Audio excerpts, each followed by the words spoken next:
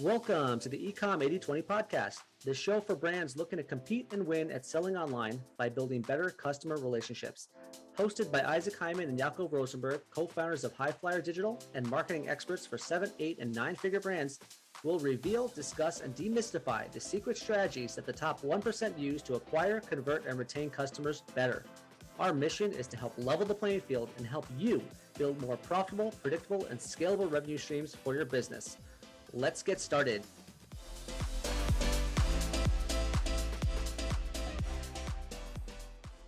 And welcome back to the Ecom 80/20 podcast. I'm here, your host, Jakob Rosenberg, with my partner, Isaac Hyman, where we help companies work smarter, not harder.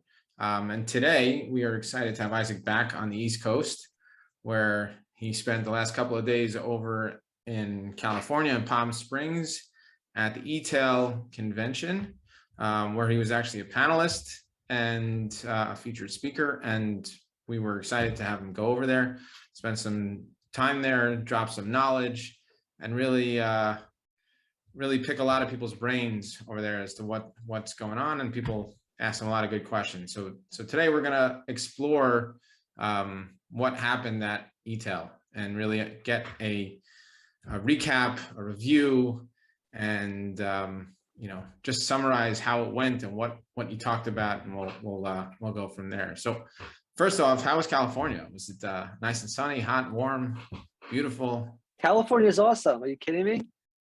It's the best. Yeah. Everyone should.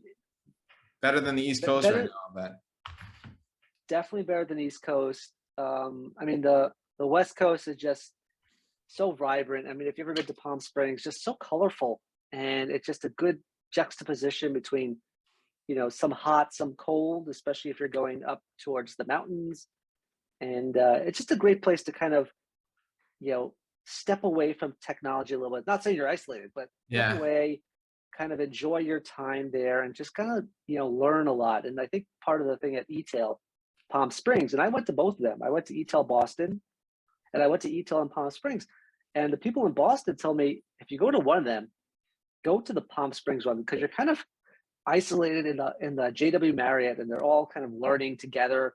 And there's not many other things to do if you're all the way there. In Boston, you're in the hub center of the city. Yeah. But in Palm Springs of the JW Marriott, it's like you're there, you're hunkered down with all these people focusing on e-commerce learning and vendors and technology and speakers, and you really could go deep into what you want to achieve there. So highly recommend it. Get down there. Worth it. Yeah, for sure. That's it's on my bucket list, I guess. Definitely something that we can do, and something that we should be doing. And the more of these, the better. So you were featured in a panel. Before we really dive into that, tell us what the topic was that you spoke about, and then go into some of the bullet points you really addressed, and any of the questions that may have been asked. The panel was great. It had some really great experts there. Guy Hansen from Validity. We had Stephanie from Everly Health, and Matthew Seifert from Pretty Litter, and it was moderated by Optimove, which is a customer data platform. She did a great job. That was Marisol. And we were all talking about perfecting email personalization. And in this day and age where people get inundated with emails and everyone's more or less a kind of a number to a lot of brands, how do you perfect your kind of personal into your marketing, specifically your email marketing, and just contextualize and drive educational based, improve your educational based marketing, and connect with the person behind the email. So that's kind of what the panel was about. And they had some really great experts there. I was probably the dumbest person on the panel for sure. So that's how I like to be. I like to be the guy, the dumb guy, learning from everyone, but giving what I can every time when I'm asked a good question. Yeah. So what were some of the good questions? If you could highlight one or two that may have been asked, what would you highlight?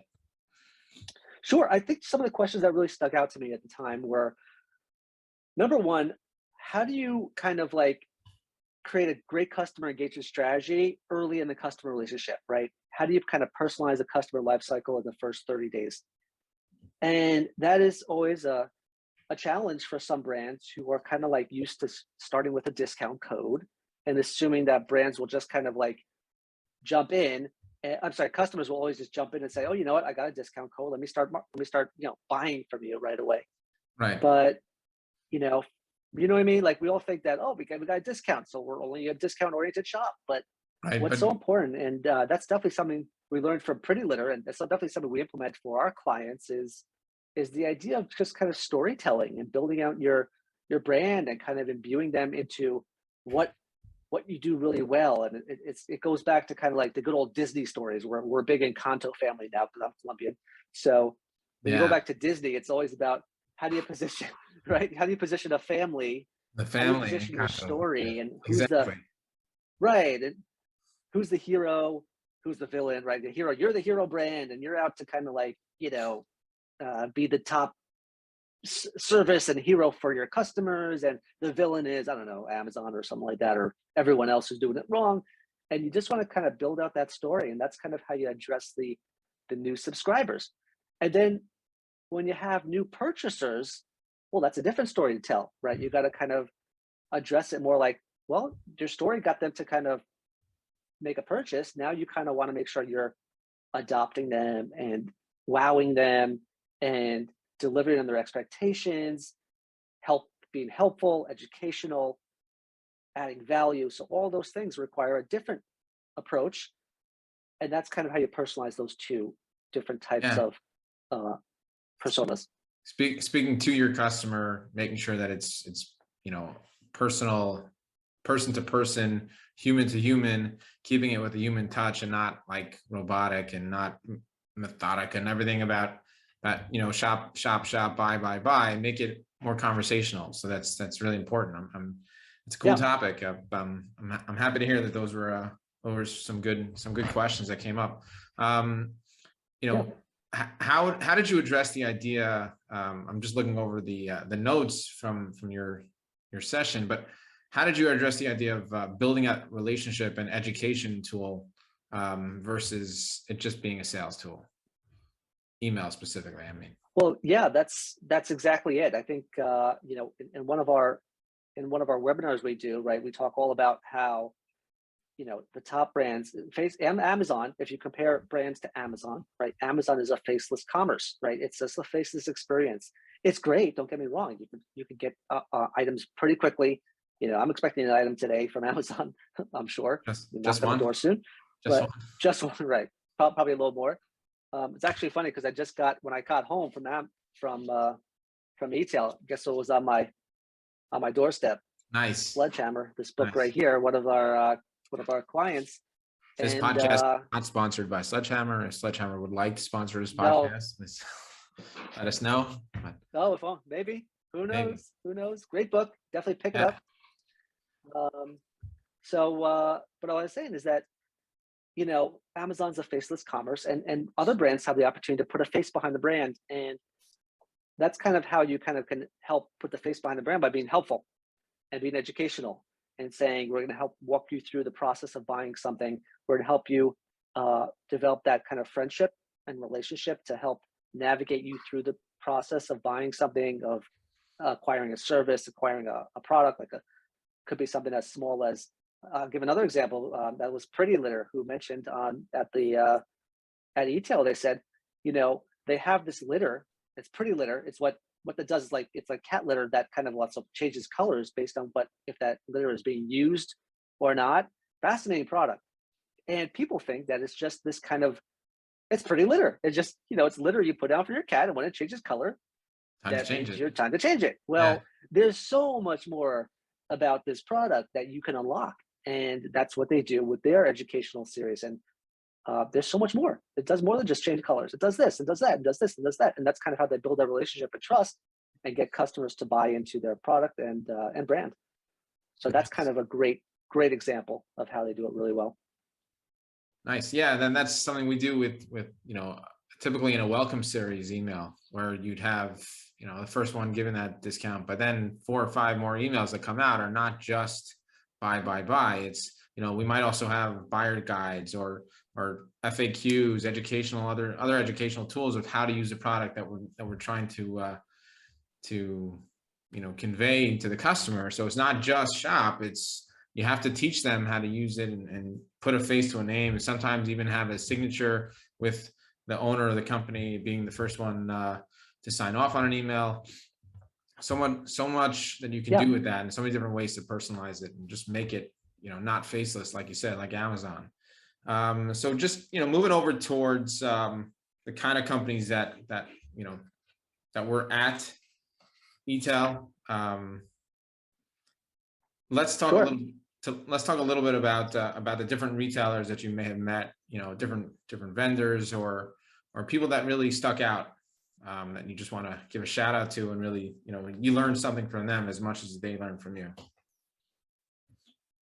Oh, that's a great segue. Actually, generally the reason why really every brand should go out to a conference focused on e-commerce. If you're a grocery store, there's grocery conferences specifically within e-commerce too. There's Shop Talk. I think there's grocery Shop Talk, grocery too. I don't know, but grocery options. There's eTail. There's probably DTC. There's Commerce Next over here in New York City. I'm invited to an Email Insider Summit over in Hilton Head, South Carolina, in May, which I don't know if we'll make it, but there's so many different opportunities to learn. And if you're not learning, you're not growing. So at High Flyer, we definitely take the opportunity to kind of travel to these things and learn as much as we can. And a great example of that is, I got to give a shout out to Optimove. Optimove is a really fantastic CDP. For those that don't know what that really means, it's like a customer data platform allows you to kind of have a single source of truth for your customers and use that for segmentation and personalization, and then power that out to your other channels like Facebook, Right. Search, social, Everything and comes in one even place. your You can use it in all different places. yeah, exactly.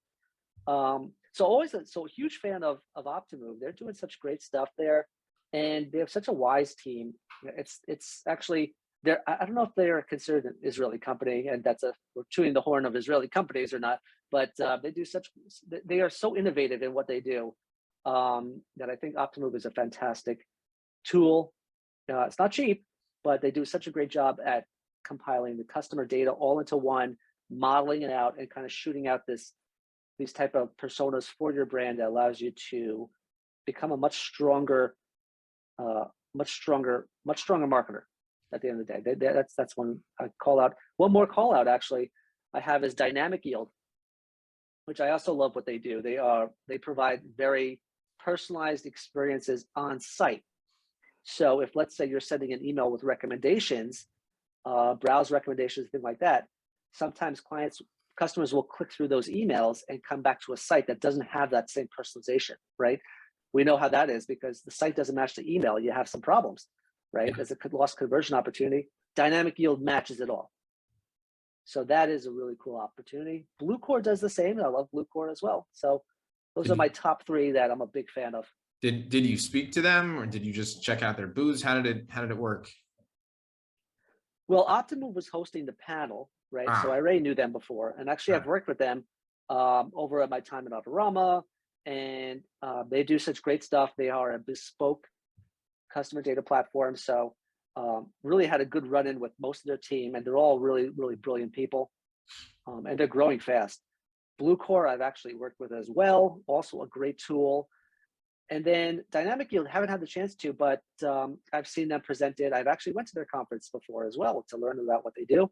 And I hope I have the opportunity to work with them. And all these people are just fantastic. A lot more tools I've met and people I know there, but those are my top three that I've always fallen in love with. And I want to see what they're doing next.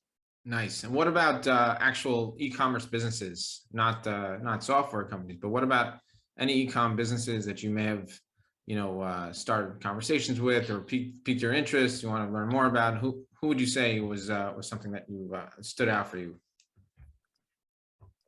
Well, I definitely loved seeing Everly Health.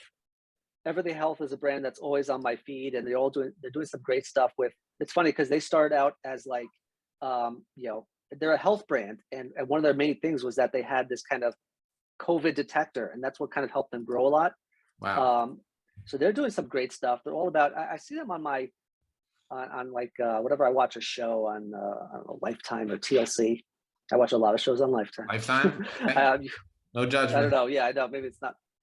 No judgment. It's maybe my thing, but they do a really great thing about kind of having the future of healthcare is all like digital, and technology is all enabling all this. So they're doing some great stuff on the personalization side. So that was great to meet.